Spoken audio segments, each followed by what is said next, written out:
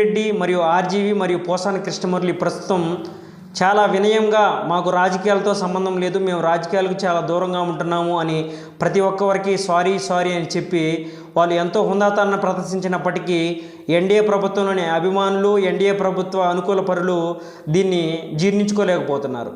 రెడ్డి మరియు ఆర్జీవి మరియు పోసాని కృష్ణమురళి గారిని క్షమించకూడదు, ఎంతకైనా సరే వాళ్ళు దానికి తగిన మూల్యం చెల్లించుకోవాల్సిందే అని ఎన్డీఏ ప్రభుత్వ అధికారులు మరియు ఎన్డీఏ ప్రభుత్వ అభిమానులు ప్రతి ఒక్కరూ కోరుకుంటున్నారు.